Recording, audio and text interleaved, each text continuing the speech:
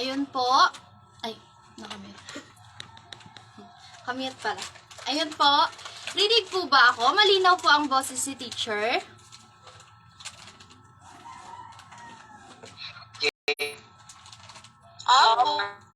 Okay. So, ayun. Magandang araw sa aking mga mag-aaral. Grade 3, Section 2B. Ako nga po pala si Teacher Lab at pwede nyo akong tawagin Ma'am Lab. Okay? At alam ko naman na alam nyo na yon na dahil araw-araw naman tayong nagkikita. So, bago tayo magsimula, ang lahat muna ay magsitayo sa inyong inuupuan ngayon. At ayun, sir, pa-next slide po ako. Magsitayo po muna ang lahat, damin po natin ang ating pagiging Pilipino. Galak, lumayo ng pulis, kaya ang kanang ng kamay, ang sabay-sabay po natin ang national, out.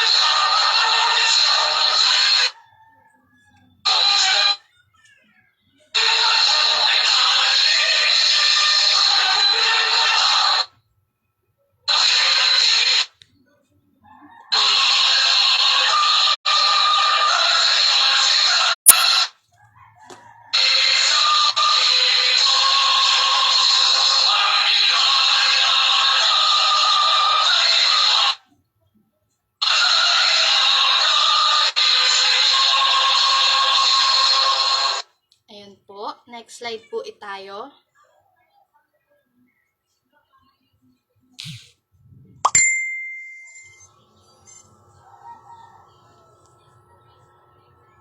So, bago tayo magsimula, lahat muna tayo ay manalangin.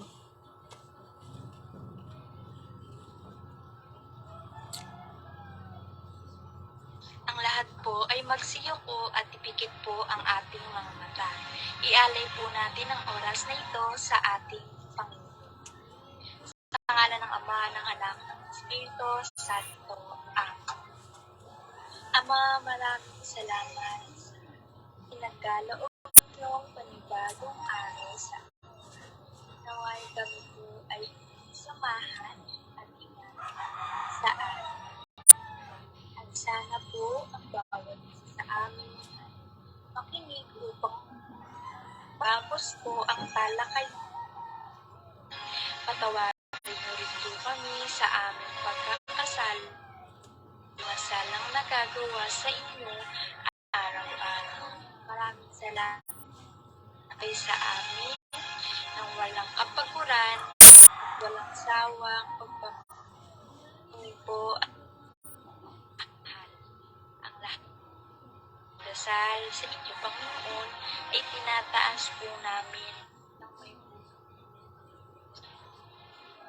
Sa ng Ama, Santo.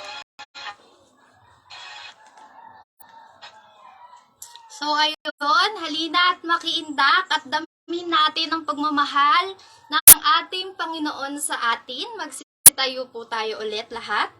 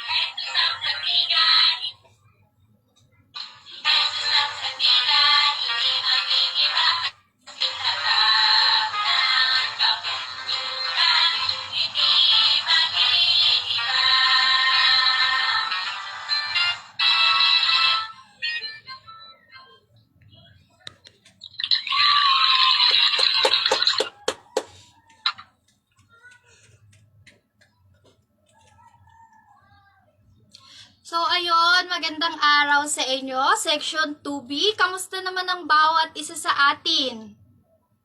Mabuti ba? Hello! Ayun, mabuti. Mukhang mabuti. Okay, salamat po. Mukhang mabuti naman ang lahat. Sige nga. Isang sayaw nga ulit tayo. Ready na ba? Hep, hep!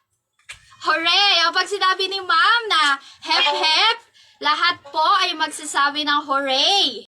Para alam ni teacher kung tunay bang nakikinig kayong lahat. Maliwanag ba? Hep, hep! Hooray! Ay, isa lang yung sumasagot. Ba't isa lang? Hep, hep! Hooray! Hooray! Very good. Sige po. Pa-next slide po.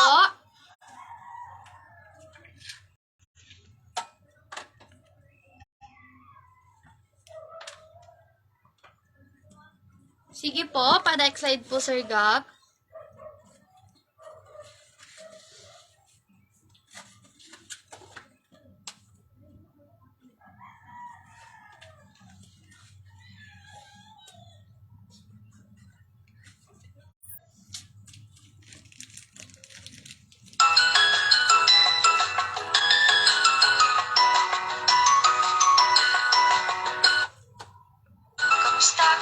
Kamusta? Lahat masaya't nagagalak. Tra-la-la-la-la-la-la-la. La-la-la-la, tra-la-la-la-la-la-la-la. Tra-la-la-la-la-la-la-la. Kamusta kayong lahat? Tuwa, gagalak.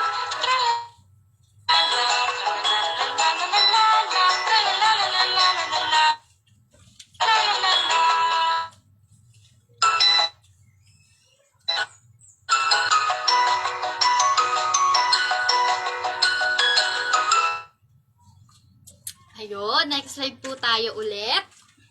Diyan pa ba kayo? Hep, hep! Ay, hala, mga tulog! Hooray! Okay. Kala ko sa signal ko lang eh. Teacher, hooray po! Ayun, ganon. So, ayan. Ang batang kumakain ng gulay ay laging masigla ang pangangatawan. Kayo bang lahat ay kumakain ng gulay? Opo. Ay, bakit hindi? O si teacher, bago magturo, kumain muna ako. Kayo ba kumain ba kayo bago pumasok? Opo, very good. So, si teacher kumain ng gulay kaya hindi nawawalan ng energy. Kaya para laging active at masigla, kumain kayo lagi ng gulay para lagi kayong makakapasok. Tandaan na ang batang araw-araw pumapasok ay araw-araw din nadaragdagan ng kaalaman. Gusto nyo ba araw-araw kayong may matutuhan? Opo. Okay, very good. Hep, hep! Okay, okay. Next slide naman tayo. Tumungo tayo sa mga alituntunin sa loob ng ritual na silid-aralan. Okay po. Panoorin natin ang video na hininda ni teacher at dapat dito mababanggit kung ano ba ang mga dapat nyong gawin at hindi nyo dapat gawin. Okay, sige po, paki-play po.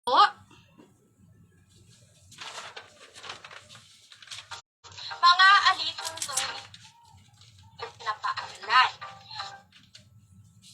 ng komportable at tahimik na lugar, maaaring makapag-aral ng maayos. Pangalawa, maging handa Diyan mo lang pumasok sa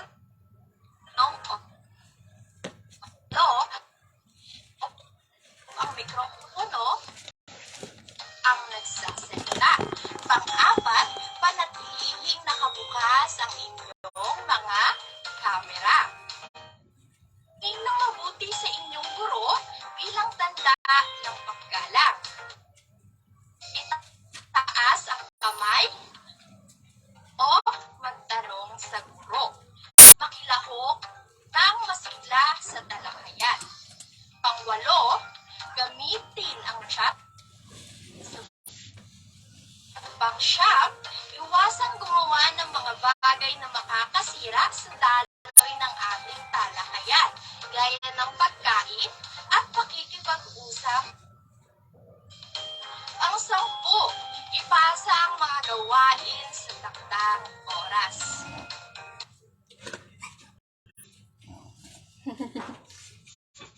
Ayun.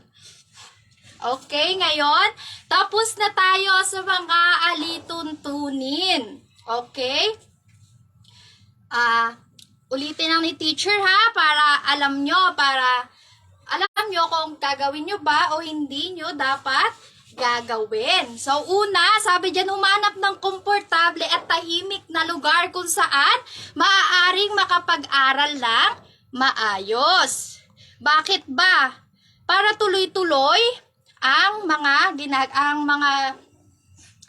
para walang ingay na maririnig at maayos tayo makapag-aral. Pangalawa, ang sabi dyan, maging handa at pumasok sa tamang oras sa inyong online class. Okay. Number 3, panatilihing naka-off ang mikropono kung hindi ikaw ang nagsasalita para hindi tayo sabay-sabay. Okay pa, next slide po.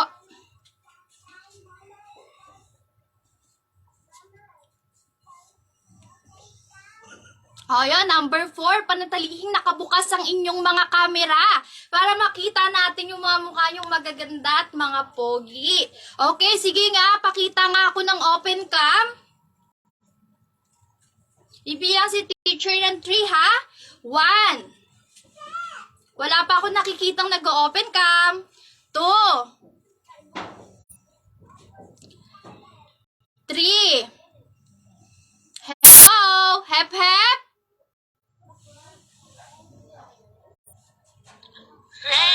Okay, patingin ako ng open cam.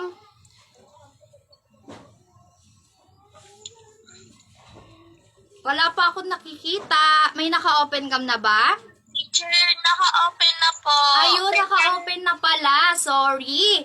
Hindi nakita ni teacher. Mahina ata ang signal ni teacher. So, ayun, panatilihin pong nakabukas para kita ni teacher ang magaganda nyong mga muka at mga pogi yung muka. Number 5, makinig na mabuti sa inyong guro bilang tanda ng paggalang. Hindi lang sa paggalang yon.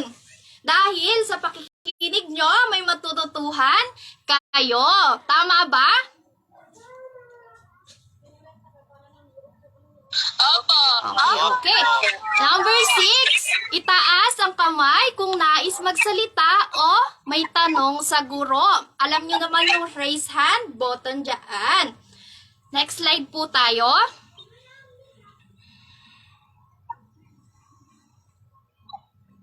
Number 7, makilahok ng masigla sa talakayan. Number 8, gamitin ang chat box kung may nais sabihin. Number 9, sinabi na nga ito sa video, iwasang gumawa ng mga bagay na makakasira sa daloy ng talakayan gaya ng pagkain at pakikipag-usap sa katabi para focus tayo. Number 10, ipasa ang mga gawain sa takdang oras. Pag may pinagawa si teacher, dapat ipapasa ng tamang oras. Okay? Maliwanag ba?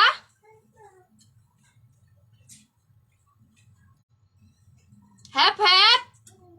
Opo. Hep hep! Hooray! Hooray!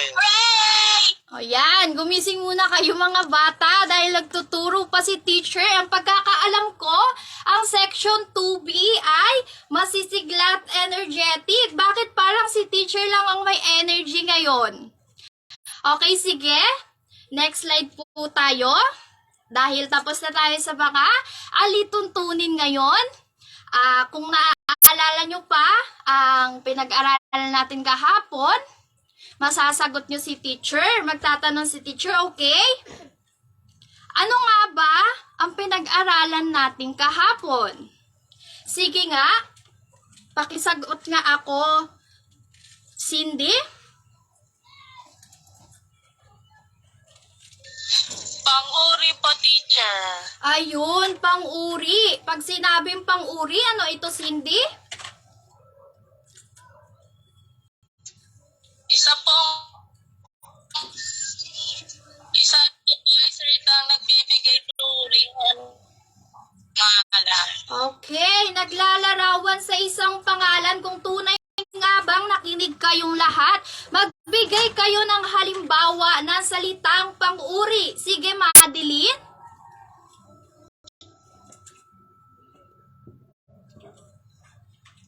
Kulay pula, teacher.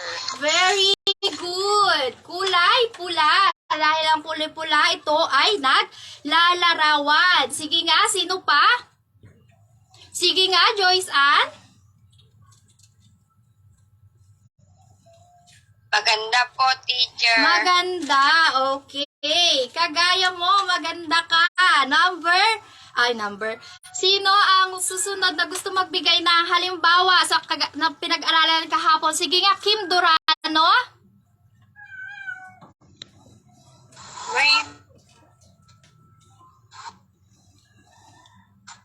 Mainit po, mainit. Mainit, ayun. Very good. Okay, bago tayo sumunod sa next slide, sige nga, Mark Sumalyo, pakibanggit nga kung pakibanggit nga ang mga absent ngayong araw na ito. May lumiban ba? Nakikita ko namang wala. Andiyan ba si Mark?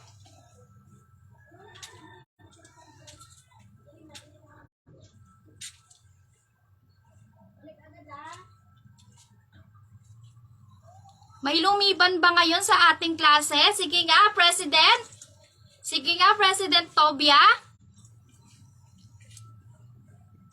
Wala pong lumiban sa ating klase, ma'am. Ayun, napakahusay. Very good ang lahat. Okay, next. May mga picture si teacher na ipapakita. Tapos, sasabihin nyo lang kung anong picture yon. Okay ba? Hep, hep. Hooray! Hooray! Okay, pa-next slide po.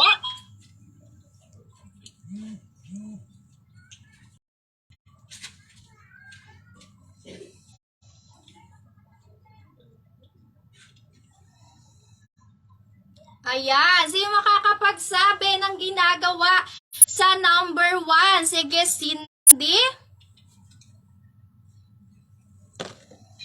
Nagugas po ng kamay, teacher. Ayun, naguhugas ng kamay. Number 2, sige nga, Ellen.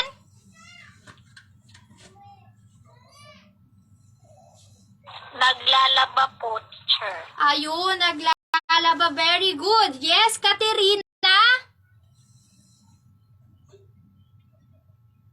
Pangatlong larawan. Nagsisipilyo po. Ayun, nagsisipilyo.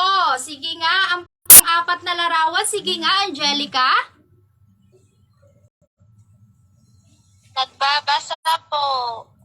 Okay, nagbabasa. Very good. Lahat na nasabi nyo naman kung ano yung ginagawa nung mga nasa larawan. Ngayon, meron naman si teacher ipapakitang video tungkol sa ating pag-aaralan ngayong araw na ito. Sige po.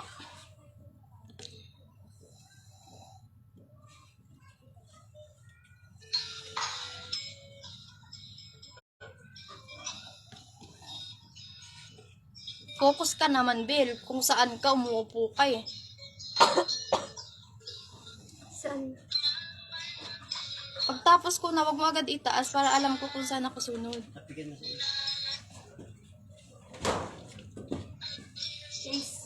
Ace, nagdide. Gumising ka, nagdidemo ako eh. Hilik ka ng hilik dyan. Ata, dito ka na.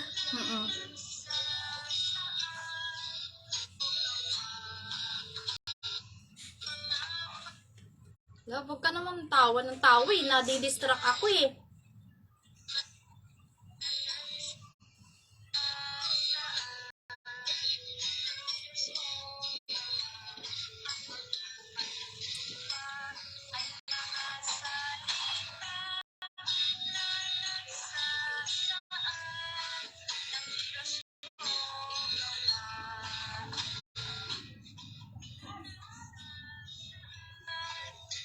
Namamatay. Ayun, next slide tayo.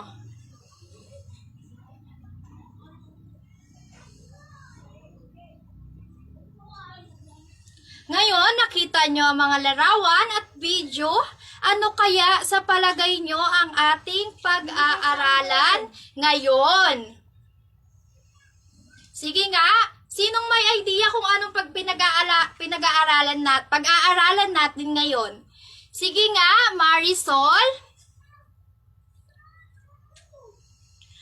Pandiwa po, teacher. Wow, ang galing. Nahulaan mo kung ano ang topic natin ngayon. Ang topic natin ngayon ay pandiwa. Okay, sige po. Pa-next slide.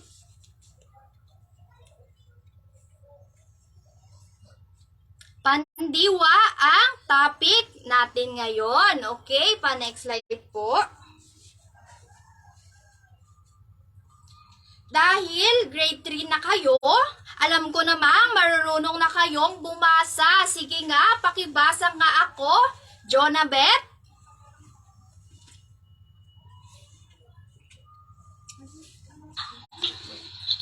Pandiwa.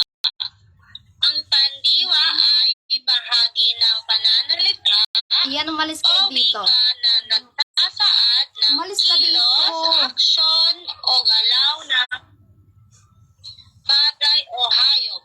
Ang mga salitang pandiwa ang siyang nagbibigay buhay sa pangungusap.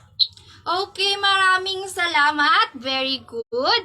So, ang pandiwa daw ay bahagi ng pananalita o wika na nagsasaad ng kilos, aksyon, o galaw ng isang tao, mapabagay o hayop man.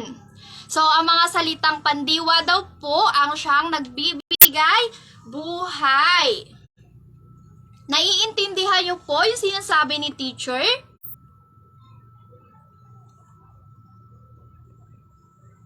Hello? Ayun. Ano ulit? Pag sinabing pandiwa, nagbibigay ito ng? Nagbibigay? Sige, sabay-sabay. Buhay. Nagbibigay buhay sa isang pangungusap. Magagaling. Tunay na nakikinig kayong lahat. Okay, pa next slide.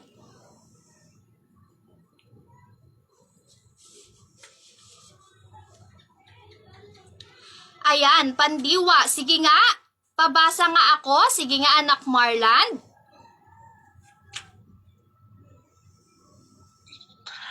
Ang mga salitang buo ng salitang ugat na kalaunan ay dinudugtungan ng isa o higit pa na bilang ng mga panlapi.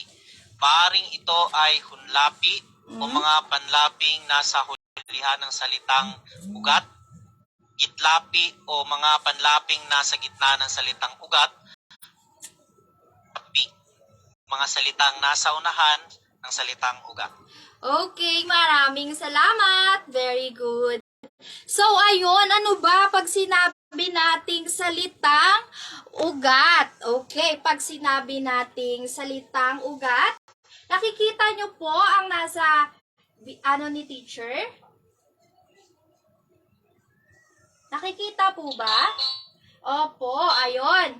Sabi dito, ang salitang ugat ay salitang buo ang kilos. Narito ang mga halimbawa. Luto, kain, tayo, sayaw, kanta, ligo. Hindi siya buo. Ano lang ang tawag dito? Mga salitang ugat. Nauunawaan po?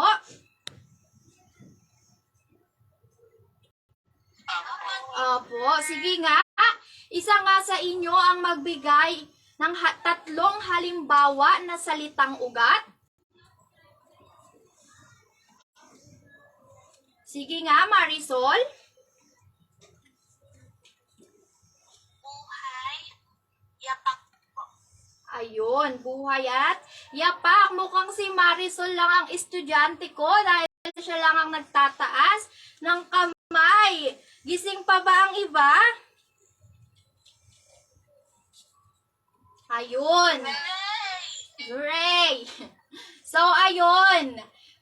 Sa pangalawa naman, sabi diyan na maaaring may hunlapi o panlaping nasa hulihan. Yun po yung hunlapi, gitlapi at unlapi. Unahin po natin yung salitang unlapi dahil hindi mabubuo ang salitang kilos kung wala ang mga ito. Sa unlapi, sinasabi na ito daw ay salitang inilalagay sa unahan ng salitang ugat.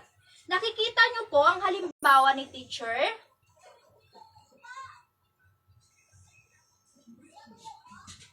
Hello? Opo. O, sige nga, sige po. Sige nga po, Jersey. Pakibasa nga po ang halimbawa natin sa unlapi.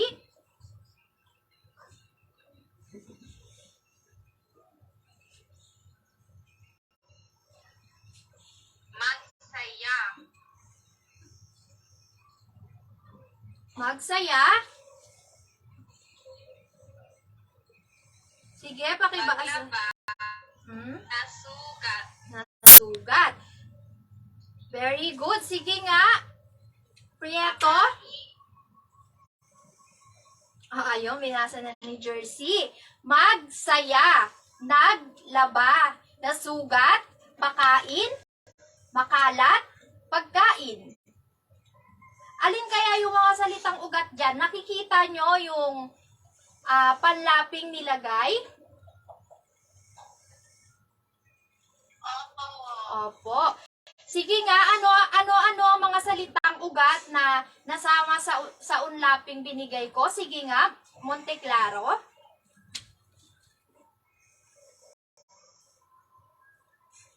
Saya. Tapos? Yaga. Sugat. Okay. Kain. Kalat.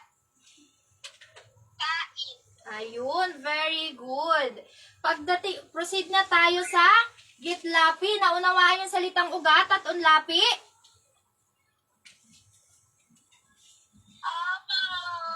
Very good. So, pagdating naman sa gitlapi, ito daw ay salitang inilalagay sa gitna ng salitang ugat. Kagaya ng halimbawa natin, tumutulong. So, ano bang salitang ugat ng tumutulong? Tulong lang ang salitang ugat niya. Pangalawang halimbawa, kumain. Ano kaya ang salitang ugat ng kumain? Sige, sabay-sabay. Kain, very good. Sa tumalon. Anong salitang ugat sa tumalon?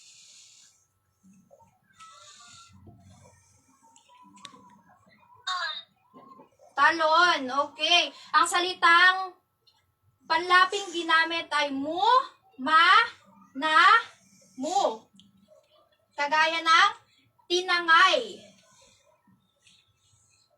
lumundag, bumusina. Okay, basta ang mga panlaping ginagamit dyan, ang mga panlaping ginamit ay yung panlaping ginamit ay nasa gitna, kaya tinawag na gitlapi. Ganun din sa unlapi, nasa unahan yung mga salita at yung salitang ugat ay nasa hulihan. Kaya, unlapi. O sige, proceed tayo dito sa hulapi. Pag sinabing hulapi, ito daw ay ang salitang inilalagay sa hulihan ng salitang ugat. Kung yung gitlapi nasa gitna, yung unlapi nasa unahan, ang hulapi naman po ay nasa dulo. Basahin natin ang halimbawa. Kainan. Anong salitang ugat? Kain. Sikapin, gunitahin, batuhan, sayawan, sipagin. Okay, naiintindihan nyo ba yung dinidiscuss ni teacher? Naintindihan ba? Opo. Okay. Sige nga, magbigay nga ng mga halimbawa. Halimbawa ng unlapi. Sige nga. Sige nga, Marisol.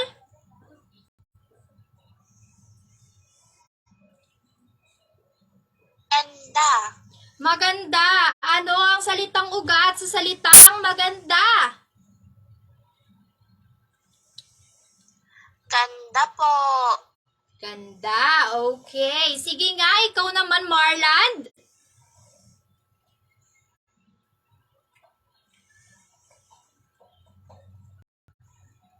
Naglakad.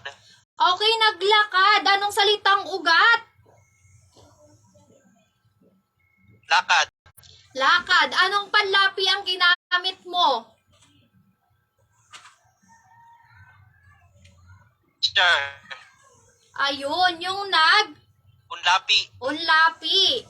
Yung panlapi ay nasa unahan. Okay, proceed tayo sa gitlapi. Sige nga, Prieto, magbigay nga ng isang halimbawa ng gitlapi.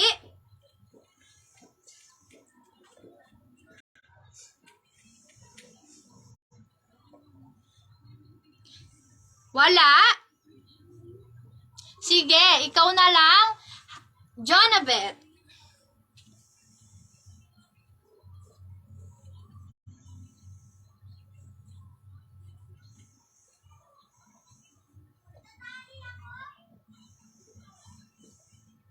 Hep, hep. Hindi ko kayo naririnig. Hooray. Okay, mahina ang signal. Sige nga, Jonabeth. Magbigay ng salitang gitlapi.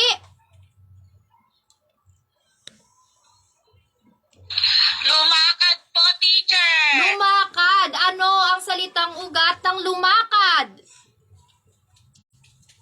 Lakad po. Lakad. Very good. Nasa gitna ang ginamit mong panlapi ay ma. Kaya nabuo ang salitang lumakad. Sige, magbigay naman ng halimbawa sa hulapi. Sige nga. Maria Eliza.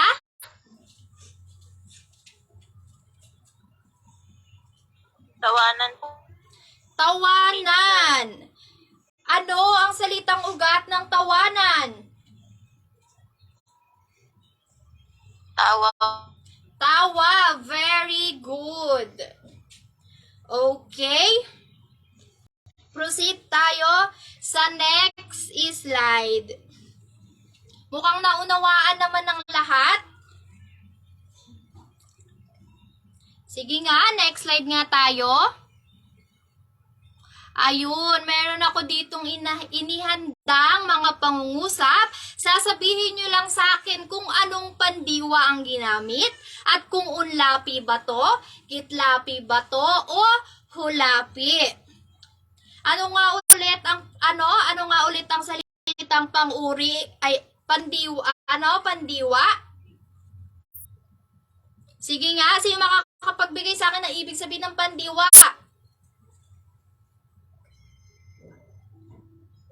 Sige nga, Maria Eliza.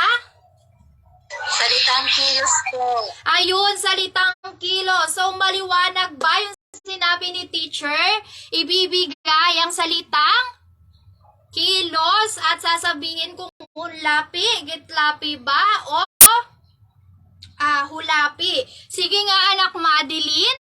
Number 1, basahin at ibigay kung ano ang salitang kilos na naririto.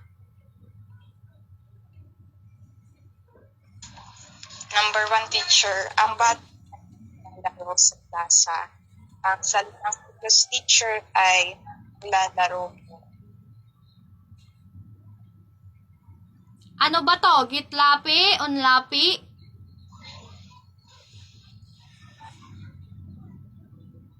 Ano po ba? Lapi. Kasi nasa unahan. Naglalaro. Okay, proceed tayo sa number 2. Very good, Madeline. Number 2. Angelica. Naayos ni Jonah ang mga gagamitin niyang gamit na gagamitin papuntang paaralan. Okay, ano ang salita? Pandiwa po ay inaayos po at gagamitin. Ano po? Okay. Very good. Number 3. Lagba si teacher. Nagkapo, teacher. Ayun. Mahina ang signal ni teacher. Sige nga, ikaw nga, Shoson, sa number 3. Kumain ng mansana si Isabel at masarap daw ito.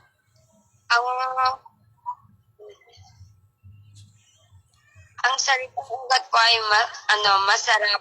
Tapos ang lapi po yung ginagaro. Number 3. Ang salitang kilos dito ay kumain. At ang salitang ugat ay kain. Ayun po. Sige nga, number 4. Marland.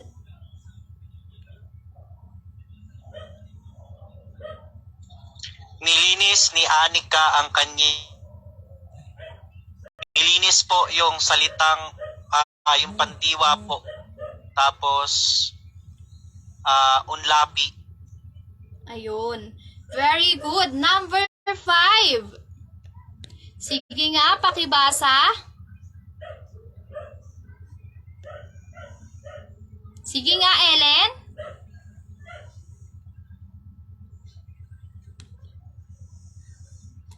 Ang bita. Yung salita po kung pinipa po, gitna po ay teacher. Sige, maraming salamat, Ellen. Proceed na tayo sa next slide.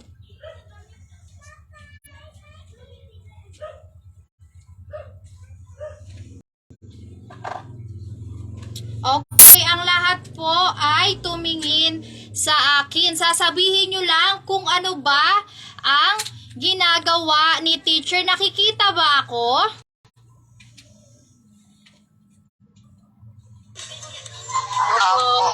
Okay. Sasabihin nyo lang kung anong ginagawa ni teacher at gagawan nyo ito ng pangungusap. Okay?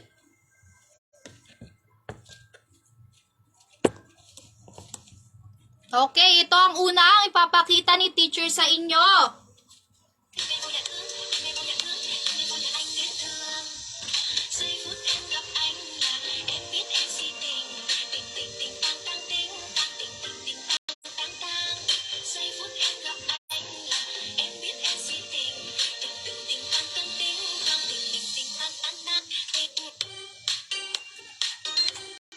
O sige nga, sino makakapagbigay ng pangungusap?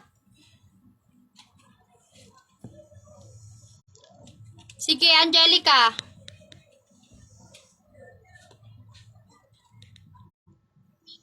Si Teacher Lab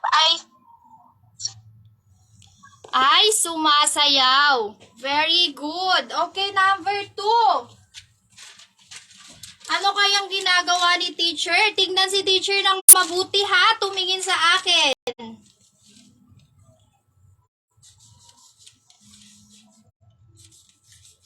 Sige nga.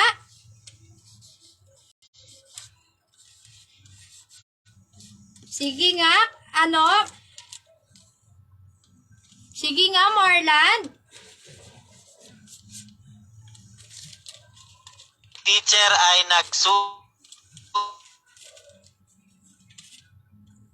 Si teacher ay nagsusulat. Ang salitang kilos dito ay nagsusulat. Okay. Very good. Na-identify nyo na kung ano ba ang salitang kilos na ginagawa. Okay, next slide tayo.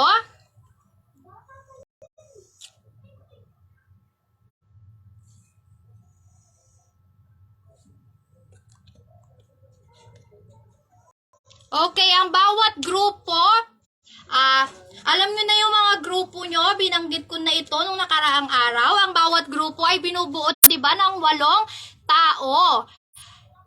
Kailangan nyo lang magpakita ng isang senaryo kagaya ng ginawa ni teacher.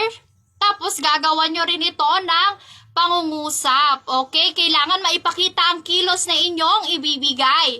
Pangalawa, magawa ng pangungusap ang bawat kilos na ginawa.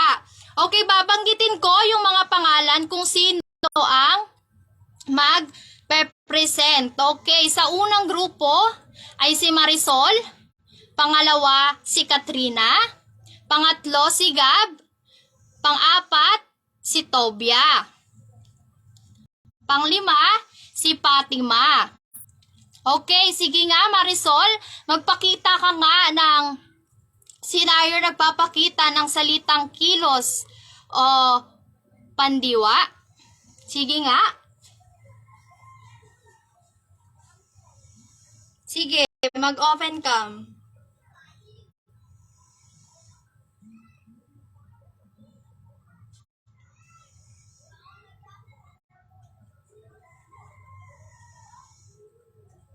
Okay na po, teacher.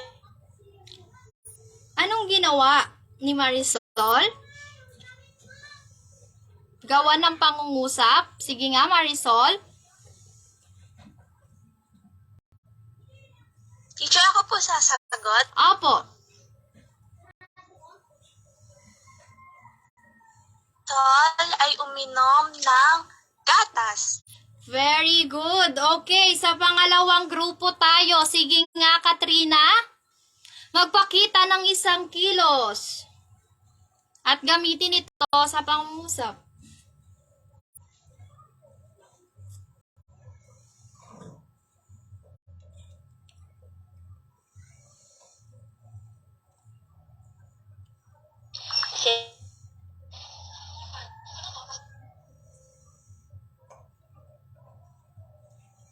Ano po?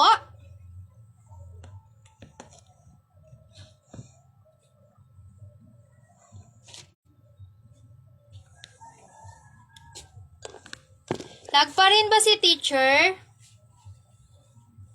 Si Katrina po ay Okay, thank you. Pangatlong grupo. Sige nga, nandiyan ba si Gab? Ay, oo nga pala, siya pala yung nagpe-present. Sige, paano tayo? Punta tayo kay Tobia. Sige nga, Tobia, ano bang grupong inyong anong grupong inyong ipapakita?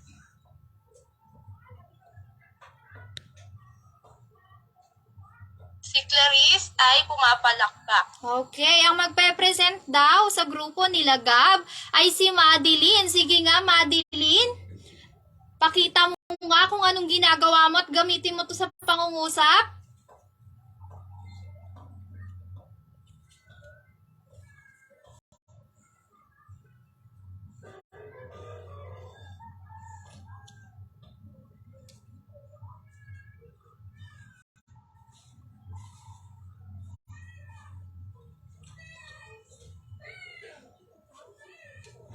Sige nga, gamitin nga sa pangungusap. Si Madeline ay kumakain. Okay, proceed tayo sa next slide. Magagaling.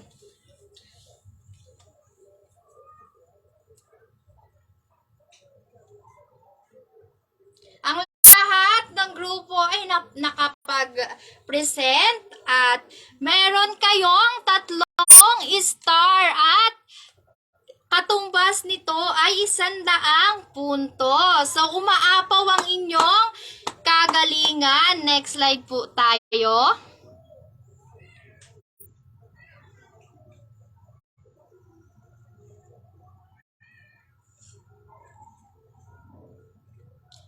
So, ayun, kwento.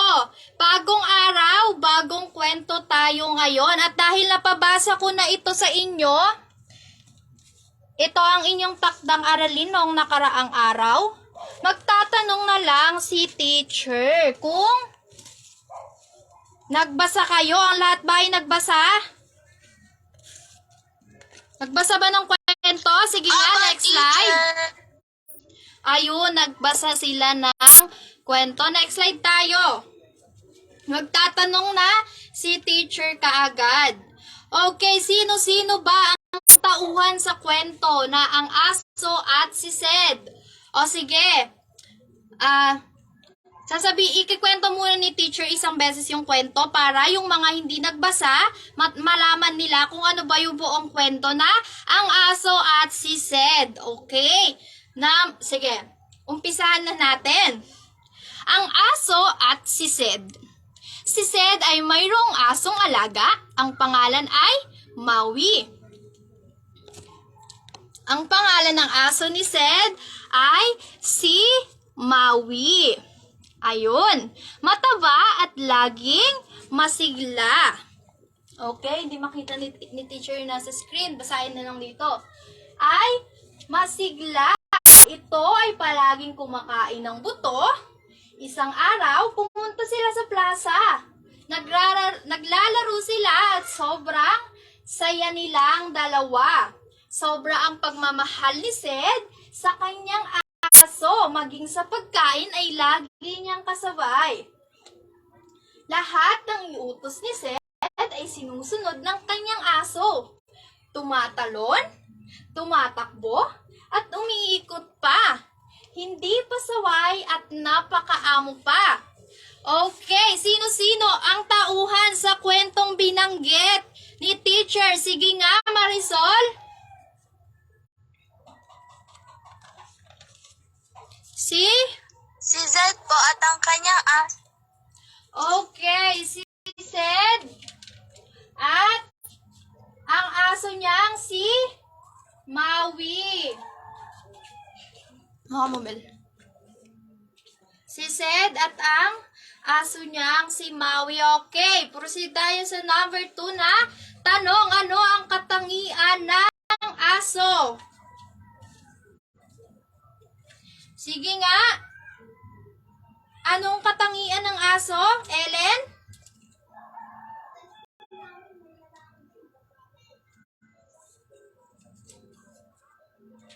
Masigla po at mataba, teacher. Okay, mataba at masigla.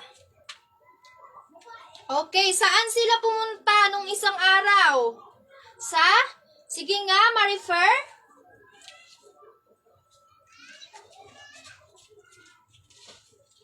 Saan sila pumunta? Sige nga, Katrina.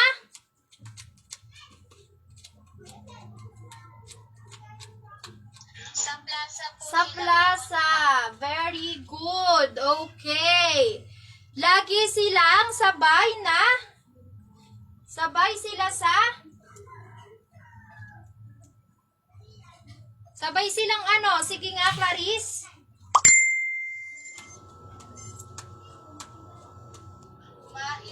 Kumain. Sabay sila sa kanyang pagkain. Okay. Ano-ano kaya ang mga salitang mga pandiwang binanggit sa kwento? Sige nga, ibigay mo nga lahat, Marisol.